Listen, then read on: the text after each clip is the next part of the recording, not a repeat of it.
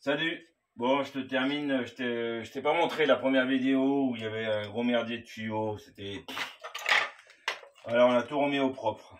Alors, la première journée, ça a été plutôt une découverte et puis une remise en eau pour le soir. Et là, ce soir, on a tout terminé comme il faut. Donc là, tu as une vanne de purge pour l'extérieur. Ici, tu es en eau. Et là, tu as ta purge d'hiver. D'accord?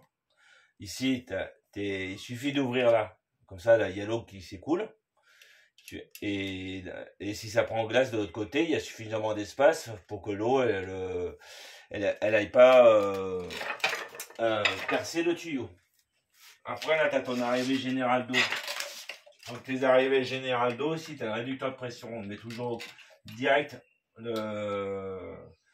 direct tout de suite après ta vanne. Tu prends une vanne comme ça, en laiton.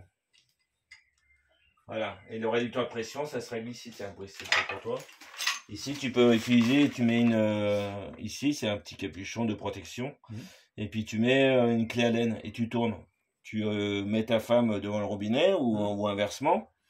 Et tu dis, est-ce que c'est bon, est-ce que c'est pas bon. Mais avant, aussi, tiens, bah, regarde-moi. Monte la caméra. Alors, mais avant d'avoir fait ça, t'oublies pas que les mousseurs, s'ils sont pleins de merde, ils peuvent te tromper sur le réglage de la pression. Donc tu enlèves les mousseurs et les pommeaux de douche, etc. pour avoir la pression brute. Bah, sinon, si c'est plein de calcaire ou plein de merde, en fait, ça va pas marcher ton réglage.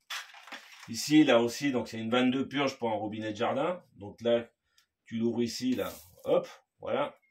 Et là, t'es prêt pour l'hiver. Le petit papillon, tu peux le laisser ouvert si tu as envie, comme ça. Voilà. Après, là, ici, il y aura une PAC. C'est pas moi qui vais la poser, la PAC. Donc, en attendant, comme ils vont être livrés fin mai, c'est un petit chauffe-eau. C'est pas moi, c'est pas mon chauffe-eau. Je l'ai posé. Voilà. Alors, ça, c'est pour qu'ils puissent avoir leur eau chaude. Je t'explique comment on pose du PER. Alors, le PER, c'est un bon matériau. Il n'y a surtout que des mauvais poseurs. Hein? Parce que mettre un seul tube de bleu et un seul tube de rouge et puis d'été en voiture en voilà dans les cloisons, ça c'est de la merde, c'est nul à chier. Voilà. Donc moi ma méthode, elle est beaucoup plus chère, beaucoup plus lente, mais elle est sûre. C'est-à-dire que donc ici, tout est visitable. Déjà tu mets jamais tes raccords en cloison, c'est interdit ça. Tout est visitable et visible. Et le PER, ça craint la lumière du jour. Ici, on n'est pas à la lumière du jour. Ici, ça sera tout le temps à l'ombre. D'accord? Ici, Brice veut changer, là, les tubes, ça ne lui va pas. Mais tout est accessible. Tout est simple. Voilà, l'important c'est l'accessibilité, que ça ne soit pas planqué, ni exposé à la lumière. Et après, tu mets des nourrices de partout. Quand tu mets...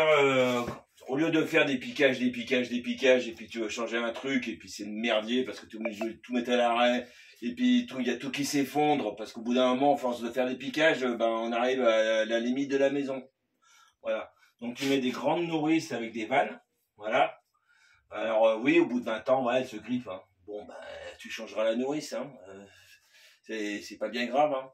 Parce que changer une nourrice, c'est beaucoup moins grave que de devoir péter toutes les cloisons, voire tout mettre en dalle, tout planquer. Parce que là, moi j'en ai vu des raccords qui étaient dans la dalle. Hein. Ça c'est vraiment de la merde. Il faut vraiment avoir une mauvaise imagination pour se dire que je vais mettre un raccord dans la dalle. Alors tu mets tout, et ici, tu peux tout fermer. Tu as besoin d'eau, tu fermes là. Là, de ton eau chaude, tu peux la fermer. Quand il voudra enlever le chauffe-eau, il suffit de fermer ici, parce que ça c'est l'alimentation en eau chaude. Et puis de fermer ici, ou de fermer voilà, ça sera celui-là, l'eau froide. Et voilà. Donc là, je laisse ouvert. Là, ici, on a la prise du chauffage, avec un clapet anti-retour. Voilà. C'est-à-dire un anti-pollution, pour pas que l'eau du chauffage, elle revienne polluer l'eau froide sanitaire. Voilà. Et là, on a rajouté un truc qui n'existe pas dans toutes les maisons. Donc ici, sur le tube de sang, tu mets un tampon de visite. Quand le jour, bon là, on a une jolie pente. C'est bien. Mais le jour où tu as du caca qui se bloque... Ah oui, parce que les lingettes, faut arrêter. Hein. Les lingettes jetables, c'est nul à chier. C'est vraiment, hein, les lingettes jetables, vous bouchez votre maison, vous bouchez le lotissement, vous bouchez votre village et vous bouchez des stations d'épuration. Et après, on augmente les taxes. C'est nos impôts locaux. Oui, oui, toi, tes impôts locaux, toi, avec tes lingettes, bah, tu les payes. Donc, c'est nul, les lingettes. C'est nul à chier. La meilleure façon, c'est comme moi, c'est la douchette pour les fesses. Pas de papier, pas de lingettes. Moi, c'est ce que j'ai chez moi. C'est une bonne hygiène. Tu salis pas tes vêtements. C'est impeccable. Et donc, le jour où tu veux déboucher, eh ben, au lieu d'être emmerdé, hein, eh ben, tu passes ici. Et puis, tu peux passer un furet, etc. Donc, toujours prévoir des points de débouchage. Si tu prévois le pire, t'es bien. Toujours prévoir le pire, comme ça t'es toujours bien. Voilà, qui peut le plus, peut le moins, tout le temps. Et concernant les PVC, donc c'est toujours une bonne pente, 2 cm par mètre. Moi, c'est ce que je mets en général. Voilà. Je vous souhaite un bon week-end. Salut!